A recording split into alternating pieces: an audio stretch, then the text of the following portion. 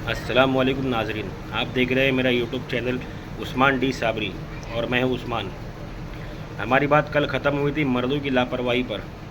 किस तरीके से हिंदुस्तान, पाकिस्तान, श्रीलंका, बांग्लादेश और नेपाल के मर्दों ने लापरवाही दिखाकर अपनी बेटियों की ज़िंदगियों को ख़राब कर दिया। हाँ, अपनी बीवियों के सामने ज़रख़रीज़ ग़ुलाम की तरह पेश आकर अपनी बेटियों की ज़िंदगियों को ख़राब कर दिया। और कल मैंने वीडियो के इब्तिदा में आपसे कहा था कि मैं बताऊंगा कि क्या यहूदी अपनी बेटियों को, अपने बेटों को और आपकी बेटियों को और आपके बेटों को क्या समझते हैं। तो मैं पहले बताता हूँ कि यहूदी अपनी औलादों के साथ क्या सलूक करते और आपकी औलादों के साथ क्या सलूक करते। आपने अक्सर तौर पे देखा होगा कि यहूदियों की औलादें ना स्पोर्ट्स में आपको बहुत मिलेगी। हाँ, और यहूदियों की औलादें बिज़नेस में आपको मिलेगी। और यहूदियों की औलादें ना बड़े बड़े कामों में आपको मिलेगी। साइंटिस्ट आपको ज़्यादा करके यहूदियों में मिलेंगे। और ऐसे दीगर जो बड़े काम हैं जिससे दुनिया को कंट्रोल किया जा सकता है, उन सारे कामों के अंदर आपको यहूदी और उनकी औलादें मिलेगी। फिर वो अपने बेटा और बेटी का फ़र्क नहीं करते। हाँ, ये एक बात सोचने वाली है। फिर वो ये नहीं बोलते कि जो हमारी बेटी हम पर जुल्म हुआ वो हमारी बेटी पर हम होने देंगे या नहीं होने देंगे। फिर वो ये नहीं बोलते कि बेटा हमारे लिए अफजल है और बेटी की हमारी नज़र में अहमियत नहीं है, जैसा कि हमारे कल्चर में बोला जाता है। कुछ बदतरीन लोगों की नज़रों के अंदर बेटी जो है ना वो पैर की चप्पल की तरह है, पैर की जूती की तरह है। बदतरीन लोग हैं वो। हाँ, बेटी पैर की जूती कभी नहीं हो सकती। हाँ, वो औरत ज़ात है, अल्लाह ने उसको दिल के बाजू की सबसे नीचे की फसली से बनाया है। वो इसलिए नहीं बनाया कि वो टेढ़ी है, औरत टेढ़ी है। वो इसलिए बनाया कि वो हर रूप में जो है ना मर्द के दिल के करीब होती है। वो माँ है तो दिल के करीब, वो बीवी है तो दिल के करीब, वो बहन है तो दिल के करीब, वो बेटी है तो दिल के करीब। और बेटे को इस तरह से अल्लाह ने नहीं बनाया, क्योंकि बेटे के लिए और भी बहुत सारे मकाम रखा हुआ है, लेकिन औरत ज़ात को अल्लाह ने दिल के करीब रखा है। हाँ, वरना दुनिया के अंदर जो निज़ाम चल रहा है ना दीगर मज़ाहिब में, अभी तो मज़हब इस्लाम में भी लोग वैसा करने लगे, लेकिन दीगर मज़ाहिब में जो मामला चल रहा है ना शुरू से, इब्तिदा से, जब से उनके मज़हब वजूद में आए उस वक्त से लेके बेटी को पैर की जूती समझा जाता है। ये बहुत गलत सोच है। हाँ, ये बहुत गलत सोच है। इस मामले में मैं बोलूँगा कि अगर वाकई में तुमको अपनी बेटियों की ज़िंदगियों को संवारना है तो उनको एजुकेशन इसलिए मत दो कि वो कल अपने पैर पर खड़ी होगी, बल्कि एजुकेशन इसलिए दो कि वो अपने ख़ानदान को संभालेगी। जब उसकी औलाद पैदा होगी ना तो उसको ये एजुकेशनल सेंटर्स जितने भी है ना जहाँ पे इल्म बिक रहा है आज, पैसा फेंको और रिज़ल्ट लो। हाँ, ये एजुकेशनल सेंटर से, हेल्थ सेंटर से, हॉस्पिटल से, ये यहाँ पर ना इल्म को बेचा जा रहा है। आज देखो, जो जितना पढ़ा लिखा है वो उतना बदतमीज़ है। जितना पढ़ा लिखा है उसको बात करने का तमीज़ और सलीका बिल्कुल नहीं रहेगा। बड़ों से किस तरह बात की जाए, छोटों से किस तरह बात की जाए, माँ बाप का क्या मकाम है, उनसे किस तरह बात की जानी चाहिए। उसको इंग्लिश के 4 लफ्ज़ आ गए ना, एक आड़ा 2 वाकड़े, तो बस वो उसके बाद में अपने आप को खुदा समझने लगता है। तो मैं ये बताना चाहता हूँ आपको कि यहूदियों ने अपनी औलादों को क्या सिखाया। यहूदियों ने अपने बच्चों को, अपने बेटों को फोर्सेस में शामिल किया, लड़ने के लिए नहीं, सोल्जर बनाकर नहीं, बल्कि ब्रिगेडियर बनाकर, उसको कैप्टन बनाकर, कमांडर बनाकर। हाँ, ये बात समझने वाली है। देखो आप लोगों को क्या सिखाया जा रहा है और आप लोगों के अगेंस्ट में वो लोग क्या कर रहे हैं। अगर जीतना है, दुनिया पर हुकूमत करनी है तो ये करना पड़ेगा, वरना कुत्ते बिल्ली की तरह पैदा हुए कुत्ते बिल्ली की तरह मर जाएगी। हाँ, और स्पोर्ट्स में उन लोगों ने अपनी औलादों को आगे रखा और उन लोगों ने पढ़ाई में अपने बच्चों को बहुत आगे रखा, सबसे ज़्यादा आगे। आज आप देख लोगे दुनिया की बड़ी सी बड़ी चीज़ें ना यहूदियों के पास में। अभी मालूम पड़ रहा है सब ज़ीरो है, लेकिन उसी का भौकाल मचाकर, उसी की हवा मचाकर इन लोगों ने ना दुनिया पर हुकूमत की है। कितने यहूदी है दुनिया में? 80 लाख, 1 करोड़, 1 करोड़ 10 लाख, 1 करोड़ 20 लाख, इससे ज़्यादा यहूदी दुनिया में नहीं है।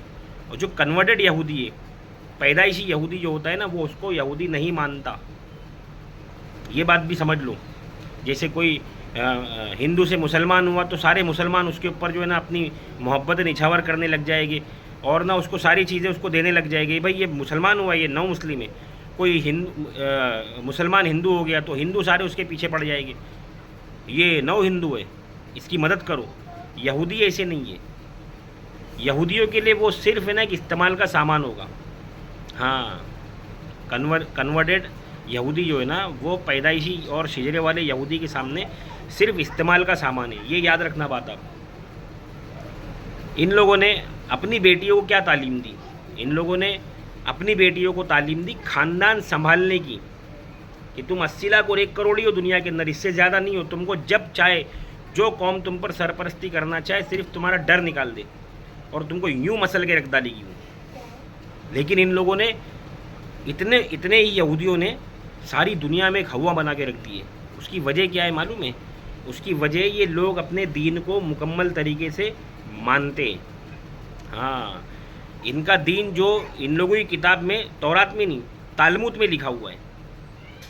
हाँ, दीन देखो दुनिया के अंदर आए, बहुत से दिन आए, फ्लॉप हो गए, वो दीन नहीं चल पाए, लोगों ने उसमें मिलावट कर दी और फिर उस दीन को जो है ना अल्लाह ने दुनिया से सफ़े हस्ती से मिटा दिया, जब हकीकी दीन को नहीं माना गया तो। लेकिन यहूदियत एक ऐसा दीन है ना जिसको अल्लाह क़यामत, ये अभी कुछ अरसे तक रहने देगा। हाँ, अभी इसके ख़त्म होने का वक्त आ गया है, कुछ अरसे तक अल्लाह इसको रहने देगा और उसके बाद ये मुकम्मल तरीके दुनिया से ख़त्म हो जाएंगे। लेकिन जो है ना बताने का मकसद क्या है मालूम है? बताने का मकसद ये है कि अपनी बेटियों को उन्होंने ये सिखाया कि तुम जो है ना औरत हो और तुम्हारा काम है ना ख़ानदान को संभालना है। तुम्हारा काम सुबह जल्दी उठना है, तुमको सारे ख़ानदान को जो है ना नाश्ता परोसना है, उसके बाद तुमको है ना सारे ख़ानदान का काम करना है। ख़ानदान से मुराद पूरा कुटुंब नहीं, जो उसके ख़ानदान में आते हैं उससे और उसके शौहर से बच्चे पैदा होते हैं उससे। और ना इनके एजुकेशन पर तुमको ध्यान देना है, चाहे फिर वो लड़का हो या लड़की हो।